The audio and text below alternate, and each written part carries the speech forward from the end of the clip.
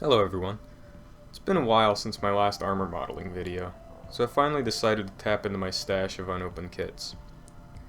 This M8 HMC from Tamiya looks pretty interesting. The M8 was a self-propelled howitzer based on the chassis of the M5 light tank.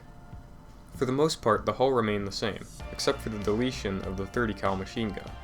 The turret was larger and open-topped with a 75mm M2 or M3 howitzer as its main armament, and a 50 cal mounted on the top for defensive use. The M8 fought in almost all theaters of the Second World War, and some continued service well after it ended under a variety of other flags. Anyway, back to the model. The first components I built were the large idler wheels in the rear of the vehicle. Speaking of wheels, here's a tip for getting rid of that big mold line. Use a hobby knife to scrape it away. Don't carve it away, and be careful if you try and sand it away. It could make the wheel flat on one side. The scraping technique doesn't just apply to wheels, it can be used on all pieces in effectively the same way. Next, I did the road wheels and suspension bogies. It should be noted that the peg that sticks out in the back should be the thinner one, as seen on the right. I didn't notice this at first when I built it, so I thought I'd share this. Once all the running gear was built, I attached the support rollers.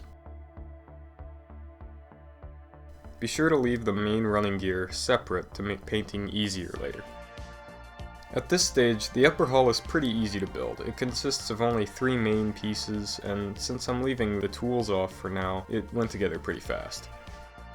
After that, I took it all outside and spray painted it flat black. This kind of ended up being a mistake when I decided to remove the sand shields and modify the fenders. Most M8s, at least the ones used by the US Army, didn't have sand shields, so they were usually removed by the crews. First, I need to remove the front rounded section of the fender. This was done by cutting at this line and then eventually breaking the end off. This will be sanded, so it's okay if it looks horrible now. After a bit of careful sanding, and then a little bit more for the other side, I had 2 rounded, historically accurate fenders. I also removed the tabs along the lower parts of the sides where the sand shields connect. The sides of the M8's hull have 3 very distinct weld lines, and these were missing from the mold. To solve this, I rolled a very thin milliput snake and stuck it to the marked areas. Although it's a little large right now, it can be sanded and cut down until it looks better.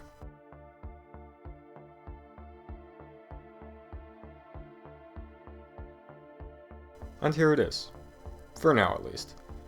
Because the M8 is an open-topped vehicle and the interior is visible on this kit, I have to take both building and painting of the kit pretty slow. So as you might have guessed, nothing is glued together yet. In the next episode of this series, I'll be finishing the interior of the tank and completing the turret construction. If you like what I do here, be sure to like and subscribe.